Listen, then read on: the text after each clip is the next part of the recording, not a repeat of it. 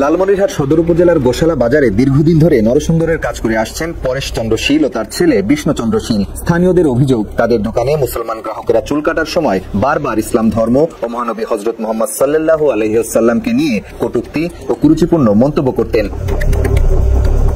খোঁজ নিয়ে জানা গেছে 2000 সাল থেকে 2025 সাল পর্যন্ত এই বাবা ছেলে মুসলমান সমাজের বিশ্বাস ও ধর্মীয় অনুভূতিতে আঘাত করে এমন অনেক মন্তব্য করেছেন।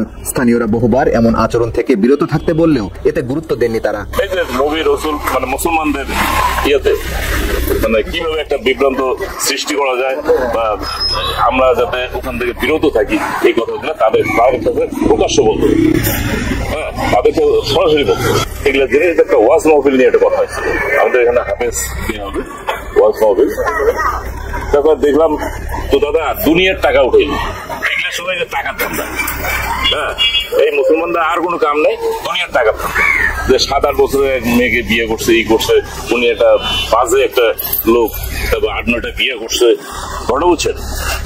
কিন্তু হ্যাঁ উনি এইভাবে কথাবার্তা বলছে। সবশেষ 20 জুন শুক্রবার ওই দোকানে চুল কাটতে গেলে 19 বছর বয়সী নাজমুল ইসলামের সাথে আলাপকালে ইসলাম ধর্ম ও নবীকে নিয়ে আপত্তিকর মন্তব্য করেন পরেশ চন্দ্র শীল। এ সময় মহানবীর বিয়ে এবং কাবাঘর সম্পর্কেও কুরুচিপূর্ণ এবং বিভ্রান্তিকর কথাও বলেন পরেশ। চুল কাটার মাঝপথে উনি আমাকে জিজ্ঞাসা করলেন, তোমাদের যে নবী তার নাম কি? আমি বললাম হযরত মুহাম্মদ সাল্লাল্লাহু আলাইহি ওয়াসাল্লাম।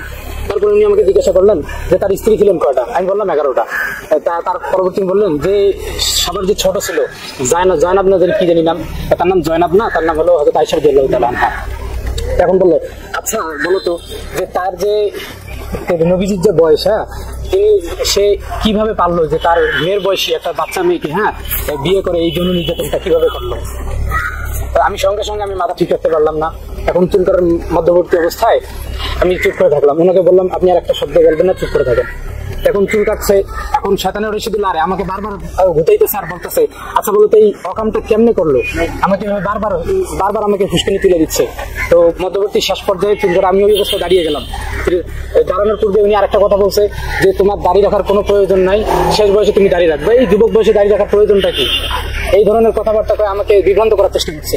তারপর আমি পরবর্তী সঙ্গে সঙ্গে ওখান থেকে উঠে ওনাকে টাকাটা বুঝিয়ে দিয়ে বললাম যে আমি আপনার আজকে একটা ব্যবস্থা করবো, আপনি আমাদের ধর্ম নিয়ে অবমাননা করেন, আমাদের নবীজিকে নিয়ে গালিগালাজ করেন, আমি আজকে আপনার একটা ব্যবস্থা করবো। এই কথা বলে আমি দোকান থেকে বেরিয়ে আসি। এই ঘটনা দ্রুত বাজারে ছড়িয়ে পড়লে উত্তেজিত জনতা তার দোকানে গিয়ে ঘটনার কারণ জানতে চান, তবে কোনো সন্তোষজনক উত্তর না দিয়ে ক্ষমা চাইতে থাকেন তারা। পরে উপস্থিত জনতা পরেশ ও বিষ্ণুকে পুলিশের হাতে তুলে দেন। জিজ্ঞাসা করার পরে ওনারা আমতা করে বলে আমাদের এইভাবে বলিনি, হ্যাঁ ঠিক আছে আমাদের ভুল হয়ে গেছে, আমাদের ক্ষমা করেন, আমাদের মাফ করে দেন।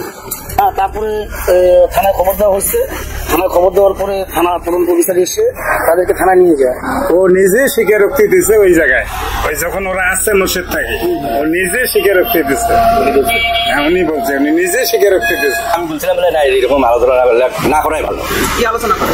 এই মনে করেন ওনাদের ধর্মের কথা আমাদের ধর্মের কথা, তোকে এগুলো না করে সবাই তো বুঝে না, এগুলো না করাই ভালো। এরই মধ্যে আজিজুর রহমান নামের এক ব্যক্তি বাদী হয়ে লালমনিরহাট সদর থানায় ধর্ম অবমাননার মামলা দায়ের করেছেন। তিনি বাংলাদেশকে বলেন মামলার পর থেকে তাকে এবং সাক্ষীদের বিভিন্ন নম্বর থেকে ফোন করে হুমকি দেওয়া হচ্ছে। ইসলামী জঙ্গি বলে হত্যার হুমকিও পেয়েছেন তারা। প্রতিনিয়ত আমাদেরকে ফোন করা হচ্ছে এবং বিভিন্ন ধরনের হুমকি দেওয়া হচ্ছে। দেশীয় নাম্বার দেখতেছি না, এগুলো বাহিরের নাম্বার দেখতেছি।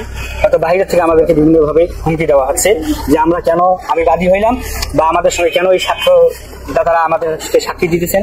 বাদী এবং ছয়জন সাক্ষী আছে যাদের নাম্বার এজারের মধ্যে উল্লেখ করা হয়েছে। যেহেতু এজার ছড়িয়ে পড়েছে, এই নাম্বারগুলোতে দেশ বিদেশ বিভিন্ন জায়গা থেকে ভিন্ন মানে বাংলাদেশি নাম্বার না, এই ধরনের নাম্বার থেকে ফোন কল আসছে এবং সেগুলো রিসিভ করলে কথা বলার কোনো সুযোগ নেই। প্রচন্ড গালিগালাজ এবং হুমকি ধামকি, মেরে ফেলবে একদিনের মধ্যে এসে। আমাদের 6 জনকে প্রত্যেককে ফোন দেন এবং বিভিন্নভাবে আমাদের নবী, আমাদের ধর্ম, আমাদের কোরআন এবং আমাদের আম্মাজান আয়েশা রাদিয়াল্লাহু তাআলা আনহাকে নিয়ে অনেক কটাক্ষ করেন এবং আমাকে সহ আমার পরিবার সবাইকে নিয়ে খুব বাজে খারাপ মন্তব্য করেন। সেই সাথে আমাকে তারা হুমকি দেন 24 ঘন্টার মধ্যে উঠাই নিয়ে যাবে। এটার যে ইয়া ছিল হোয়াটসঅ্যাপ নাম্বার ছিল বা ট্রু কলারে আমরা যেটা পাইছি, এই ছেলের ছবি হলো এটা। এই ছেলেটা আমাকে এত বেশি বাজে কথা বলছে যেটা আমার জবান দ্বারা বলা এখানে ক্যামেরার সামনে বলা সম্ভব হচ্ছে না। নাম্বারটা মনে হচ্ছে এটা ভারতের পশ্চিমবঙ্গের নাম্বার। মামলা নিয়ে হুমকি থেকে বাদ যাননি লালমনিরহাট সদর থানার ওসি নুরুন নবীও। দেশি বিদেশি ফোন নম্বর এমনকি হোয়াটসঅ্যাপেও পেয়েছেন হুমকির বার্তা। অকথ্য ভাষায় করা হচ্ছে গালাগাল, ইসলামের নামে ভণ্ডামি না করতেও দেয়া হচ্ছে সতর্কতা। প্রত্যক্ষদর্শীরা বলছেন অধিকাংশ হুমকি এসেছে ভারতীয় নম্বর থেকে। স্থানীয়দের ধারণা, ভারতের গোয়েন্দা সংস্থা রয়ের এজেন্ট ও ইসকনের কিছু সদস্যের এসব হুমকির পেছনে হাত রয়েছে। মোহাম্মদ মুস্তাফা সাল্লাল্লাহু আলাইহি ওয়াসাল্লামের নামে কটূক্তি করেছে, এটা তো কোনো মুসলমান কোনো ব্যক্তি এটা সহ্য করবে না। এবং যারা বলেছে তারা ইসকনের সদস্য। আজকে ইসকন এইভাবে বিস্তার লাভ করছে আমাদের লালমনিরহাটে। হ্যাঁ, ঘরে ঘরে এখন ইসকন পাওয়া যাচ্ছে, হিন্দুদের ঘরে ঘরে এখন ইসকন পাওয়া যাচ্ছে। বিষ্ণু এবং বিষ্ণুর বাবা ইসকনের কাজ করে, সেহেতু আমরা ধারণা এটা করতে পারি যে ইসকনের লোকেরা এই বিষয়ে আমাদের হুমকি দিতেছে। তাহলে সাহস পায় কোথায়? তাদের সাহস একটাই, তারা রয়্যাল এজেন্ট, তারা ইসকনের সদস্য, ইসকনের অর্থায়নে তারা আজকে এত বড় স্পর্ধা দেখাতে পারতেছে। এদিকে লালমনিরহাটের ওই এলাকার শিশু থেকে বৃদ্ধ পরেশের কাছ থেকে মহানবীকে নিয়ে কুরুচিপূর্ণ মন্তব্য শোনেননি এমন লোক খুব কমই আছে বলছেন স্থানীয়রা। এদেরই একজন 6 বছরের শিশু মাঝহারুল ইসলাম সাদমান। বাবার দোকানের পাশে হয় সেও চুল কাটতে গিয়েছিল পরেশের দোকানে। ছোট্ট শিশুটিকেও মহানবীকে নিয়ে বিতর্কিত মন্তব্য শোনাতে বাদ দেননি ওই নরসুন্দর। তোমাকে বাবা বলতেছিল? হ্যাঁ, বারবার একজন নবী নামে অনেক খারাপ কথা বলে। তুমি কিছু বলো নাই? না, আমি বলে মনে দুঃখ হয়েছে, এই জন্য টাকা দিয়ে চলবে। এ বিষয়ে সাদমানের বাবা বলেন, আগে না বললেও এখন এই ঘটনার সামনে আসায় তার ছেলেও পরেশের কাছে আপত্তিকর কথা শোনার বিষয়টি নিশ্চিত করেছেন। আমার ছেলে কাইতে আমাকে বলছিল, বাবা ওই দোকানে গেলে আমাকে আমাদের নবীর নাম নিয়ে অনেক কথা বলে। এসব কর্মকাণ্ডের সত্যতা নিশ্চিত করেছে তার পাশের দোকানদার শ্রী উকিলও। এমন কুরুচিপূর্ণ কথাবার্তা নিয়ে আশপাশের দোকানিরা বিভিন্ন সময় বোঝালেও সেসব কথায় গুরুত্ব দেননি পরেশ। কইলাম যে দেখ, যে এগুলো কথা তো কোয়া ঠিক না, তুই এক ধর্ম, মুসলমান এক ধর্ম, এখানে এগুলো কথা বলাতে কোনদিন জানি তুমি কোন জায়গায় ফাঁসি যাও। আল্লাহর কি কাম, অতিরিক্ত পাপ হইলে যা হয়। ওর কিন্তু এই রিপোর্ট গুলো 17টা, 100টা কাস্টমারের মধ্যে 90টা পাবা এই রিপোর্টটা। আমাদের ওই তাফসীর মাহফিল হয়, এটা সাউন্ড নাকি ওর খুব প্রবলেম হয়, তো এটা কথা বলতে বলতে আমাদের বক্তাদেরকে নিয়ে গালিগালাজ করতেছে, কথা কাটাকাটি করতেছে। আমরা ওকে, আমি আর আমার সাথে একদিন নিষেধ করছি, ও কথা শুনে না। ওদের দোকানে যদি আমরা চুল কাটতে যাই, ওরা বলে তোমাদের এই রসুল ভালো না, এই রসুল ভালো না, এই মসজিদের ইমাম আপনাদের মুসলমান ত্যাগ করছে, এই কথাগুলা নিয়ে অনেক নাড়াচাড়া করে। আমরা একে অনেক বুঝেছি যে ভাই তোরা তোদের ধর্মে থাক, আমরা আমাদের ধর্মেই থাকি, কিন্তু ও মানে না, কথাটা শোনে না। এনার এটা হলো স্বভাব চরিত্র হলো এটা। আমি অনেকদিন না করছি, হ্যাঁ, আমি বলছিলাম যে তুই তোর ধর্ম পালন কর। আমি একদিন ওনার খাবার একটা টিফিন কারি ছিল, এটা লাগছে, ওই জন্য উনি ভাত খাবে না। ওই ছোটবেলা থেকে দেখি বিভিন্ন সময় আর কারো না কারোর সাথে এই টুকটাক এই কাজিয়া লাগে, কথা কাটাকাটি হয়, এই যে কোনো ইসলামের মানে ধর্মীয় বিষয় নিয়েও কথা বলবে। এরপরও প্রথম আলো সহ দেশের প্রথম সারির বেশ কিছু গণমাধ্যমের খবরে বলা হয়েছে, গ্রেপ্তারের পর পরেশ ও বিষ্ণুর পরিবারের উপর হামলা ও হত্যার হুমকি দেওয়া হচ্ছে। তবে বাংলাদেশের কাছে এসব অভিযোগ অস্বীকার করেছেন পরেশের স্ত্রী গীতারানী শীল। কেউ কি কোনো আপনাদের ফোন করে কোনো কথা বলে, মানে খারাপ আচরণ বা গালিগালাজ বা হুমকি? না না না না, গালিগালাজ দেয় নাই বলে কোনো করে নাই।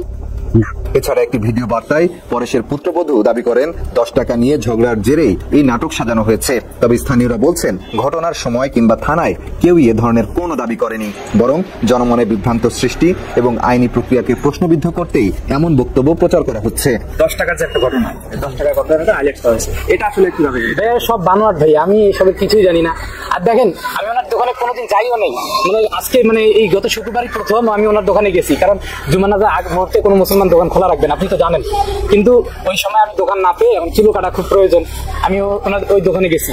যে আমি চিনি না জানি না এই ধরুন অগত্য কথাবার্তা আমি তোকে কেন বলবো? স্থানীয় সচেতন নাগরিকরা বলছেন, রাষ্ট্রীয় আইনে পরিষ্কারভাবে বলা আছে মহানবীয় ইসলাম ধর্ম নিয়ে অবমাননাকর মন্তব্য শাস্তিযোগ্য অপরাধ। তাই যারা এই আইন লঙ্ঘন করেছে তাদের দৃষ্টান্তমূলক শাস্তি নিশ্চিত করতে হবে। এই যে বিষয়টা নবী মুহাম্মদ সাল্লাল্লাহু আলাইহি ওয়াসাল্লাম বা আমাদের নবীজিকে নিয়ে কোনোভাবে কোনো কটূক্তি করা যাবে না, যেটা আমাদের রাষ্ট্রীয় নিয়ম রয়েছে, আইন রয়েছে। সেই আইন জানার পরেও বা আইনকে বৃদ্ধাঙ্গুলি দেখিয়ে যারা এই ধরনের কাজ করছেন, তারা নিশ্চয়ই বাংলাদেশের একটা সদ্যনশীল একটা মহল, যে মহলটা দেশের মধ্যে অস্থিতিশীল পরিস্থিতি সৃষ্টি করার কাজ করছেন, এগুলোকে আরো ভালোভাবে আইডেন্টিফাই করে এবং এদের আরো কঠোর শাস্তি দেওয়া